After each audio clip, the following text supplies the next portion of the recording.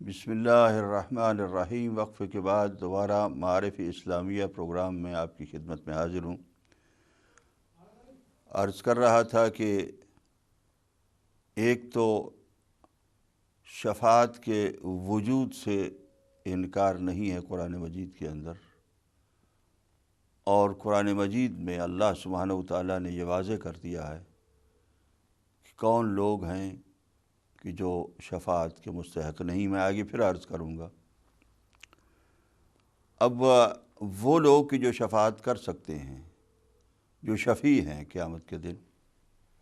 ہمارے، سورہ مریم میں آیت نمبر 87 ہے کہ لا یملکون الشفاعہ الا من اتخذ عند الرحمن عہدا۔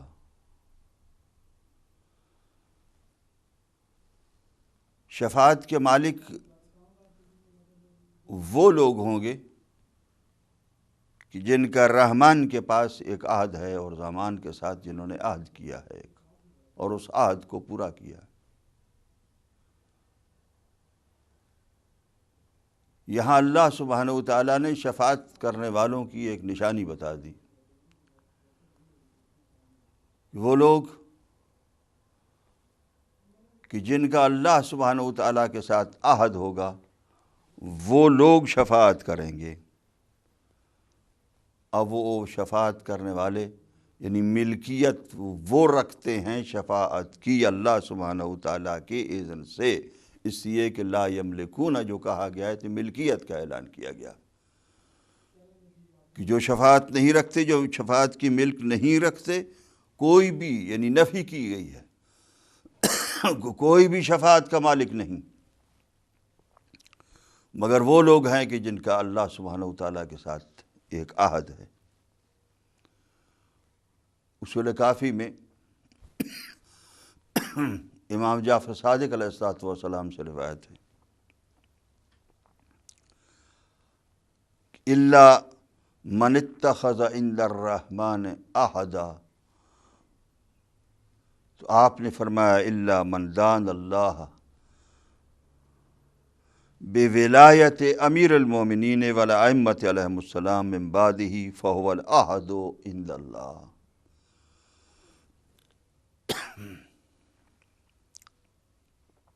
کہ وہ کہ جو اللہ کا دین رکھتا ہے، اللہ کے دین کے ساتھ وہ ولایت علی ابن ابی طالب کا اقرار کرتا ہے، اس کے شفیع ہونے کا اعلان کیا جا رہا ہے کہ وہ جو ولایت علی ابن ابی طالب اور ولایت ائمہ علیہم السلام کا عہد رکھتا ہے اور اقرار کرتا ہے، وہ اللہ سبحانہ وتعالیٰ کے ساتھ اس کا عہد ہے کہ جس عہد کو وہ پورا کر رہا ہے۔ ایک تو من اتخذ عند الرحمن عہدا، وہ شفیع ہوگا، اور دوسرا سورہ طٰہٰ کے اندر آیت نمبر 109 ہے بسم اللہ الرحمن الرحیم یومئذ لا تنفع الشفاعة الا من اذن له الرحمن ورضی له قولا۔ کہ قیامت کے دن وہ دن ہوگا کہ جس دن شفاعت کوئی فائدہ نہیں دے گی مگر جس کے لیے رحمان نے اذن دے دیا، اجازت دے دی، اور اس کی بات پر وہ راضی ہو گیا، اس کی سفارش پر وہ راضی ہو گیا۔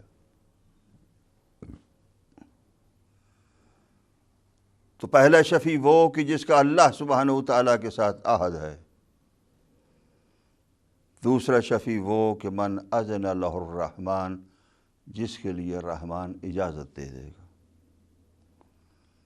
اور اسی طریقے سے اس کی تفسیر کے اندر تفسیر قمی میں امام جعفر صادق علیہ السلام کا فرمان ہے اور حدیث ہے الا من اذن لہ الرحمن، کیا مطلب؟ الا من اذن لہ بولایت امیر المومنین والائمۃ المعصومین علیہم السلام۔ کہ جس کے لیے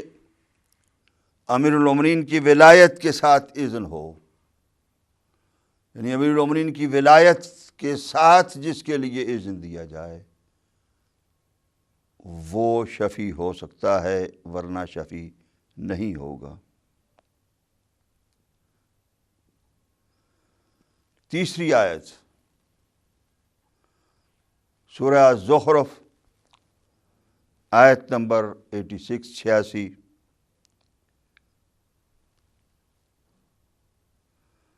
وَلَا يَمْلِكُ الَّذِينَ يَدْعُونَ مِن دُونِهِ الشَّفَاعَةَ، جو لوگوں کو کہتے ہیں، اعلان کرتے ہیں کہ ہم قیامت کے دن شفاعت کریں گے، ہم سہارا بنیں گے، ہم جو ہے وہ قیامت کے دن آپ کا ساتھ دیں گے، وہ لوگ جو دعویٰ کر رہے ہیں وہ نہیں مالک ہوں گے شفاعت کے۔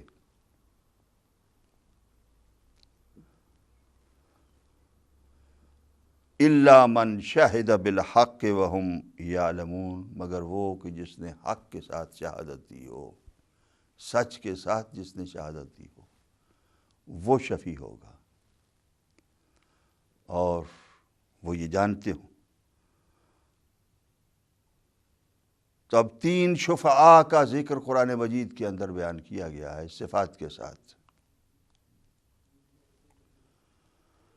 نمبر 1 من اتخذ عند الرحمن عہدا، نمبر 2 من اذن له الرحمن، نمبر 3 من شہد بالحق وہم یعلمون۔ یہ لوگ شفاعت کریں گے، اور اس کے بعد جن کی شفاعت نہیں ہوگی ان کے بارے میں بھی بہت سی قرآن مجید کی آیات پیش کی جا سکتی ہیں، لیکن مجھے چونکہ آج کے دن ہی اس موضوع کو ختم کرنا ہے اور وقت اتنا نہیں ہے، اس لیے مختصراً عرض کروں گا کہ ایک تو وہ جیسا کہ آیات کے اندر ذکر کیا، میں نے عرض کیا کہ کافروں کی جو تعریف کے اندر آ جاتے ہیں کسی نہ کسی طریقے سے ان کی شفاعت نہیں ہوگی، کفران نعمت کرنے والے کافر، مرتد، مشرک، یہ ہے کہ ان سب کے لیے قرآن مجید کے اندر آیات واضح ہیں، مکذبون سب کے لیے، اور منافقون اور منافقات ان کے لیے بھی آیت واضح ہے۔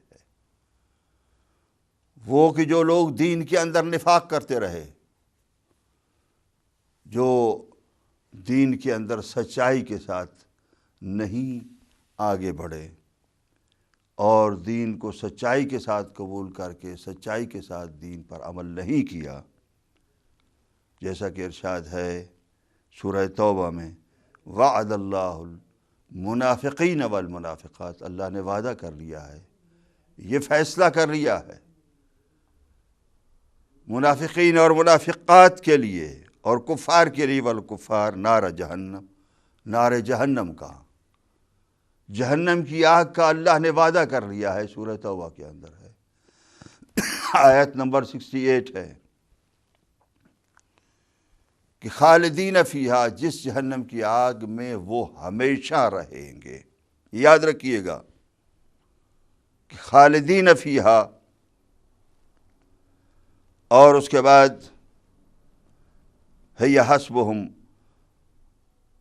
اس لیے کہ یہی ان کا حساب ہے اور یہی ان کا ٹھکانہ ہوگا، وَلَعَنَهُمُ اللَّهُ، اور اللہ سبحانہ وتعالیٰ نے ان پر لعنت کی ہے، منافقین اور منافقات پر،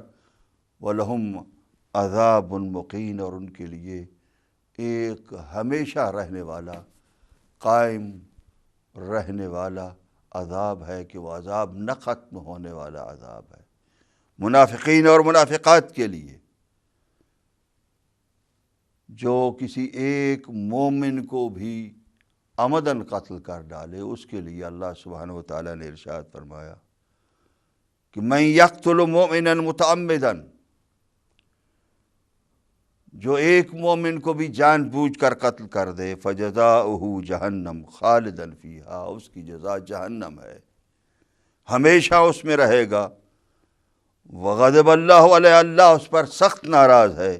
ولعنہ، اور اللہ نے اس پر لعنت کی ہے، وعد لہ عذابا عظیما، اس کے لیے عذاب عظیم ہے۔ مومن کا قاتل آج یہ دیکھا جا سکتا ہے کہ مومنین کے قاتل کس طریقے سے اپنے آپ کو اسلام کی اور سچائی کے لبادے میں اوڑھ آ کر مومنین کو قتل کر رہے ہیں،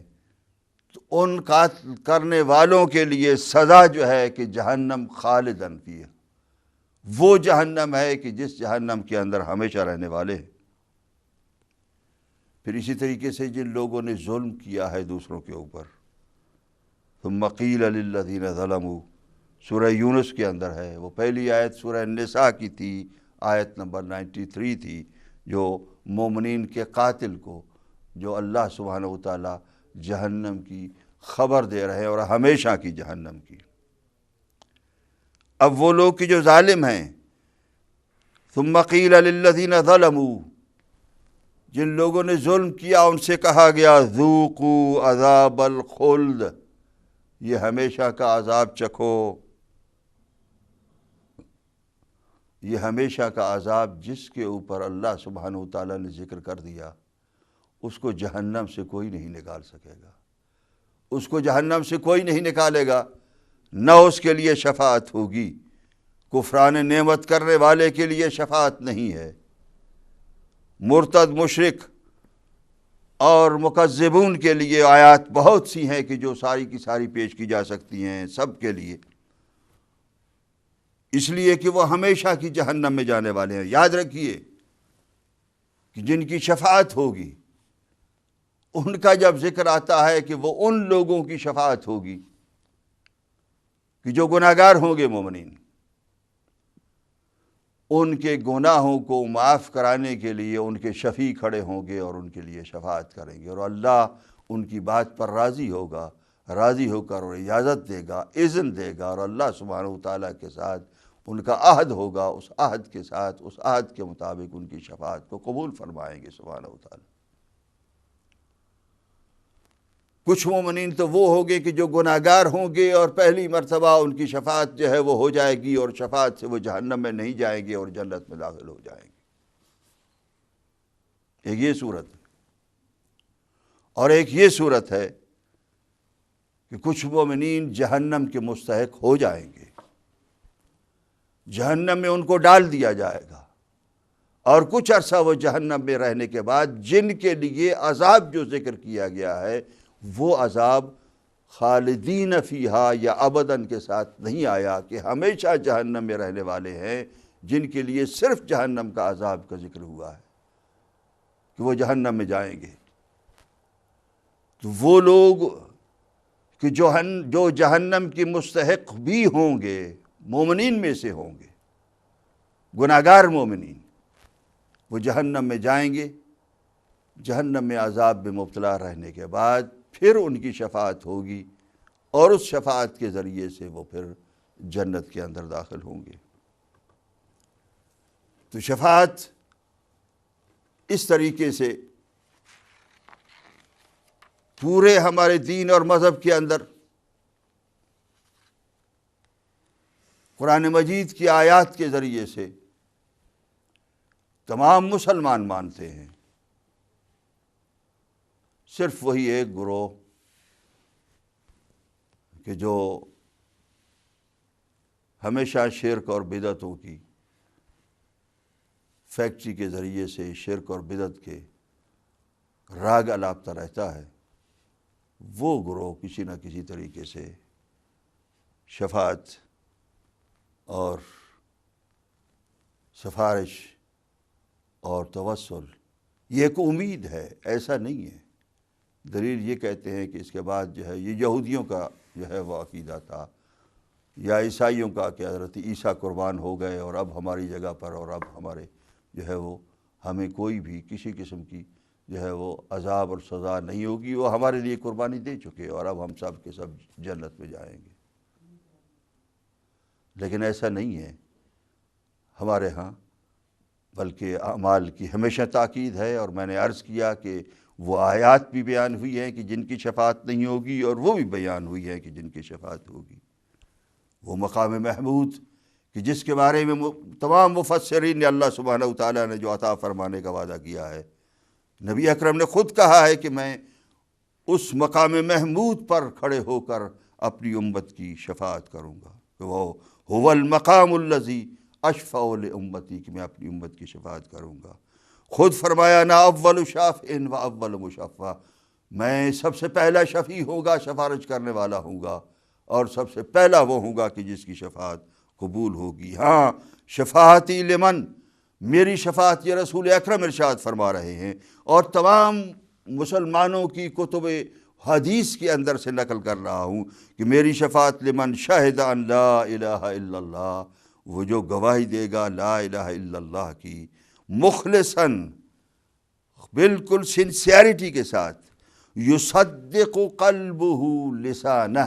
کہ اس کا دل اس کی زبان کی تصدیق کرے گا، وَلِسَانُهُ قَلْبَهُ، اور اس کی زبان اس کی دل کی تصدیق کرے گی۔ یہ وہ خلوص ہے، یہ وہ مخلصانہ بات ہے کہ جو رسول اکرم صلی اللہ علیہ وآلہ وسلم اعلان فرما رہے ہیں کہ ان کی شفاعت ہوگی۔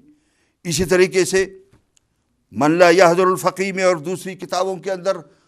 سینکڑوں اور بیسیوں احادیث ہیں کہ جن احادیث کے اندر شفاعت کا ذکر ہے ائمہ معصومین علیہم الصلوۃ والسلام کے لیے،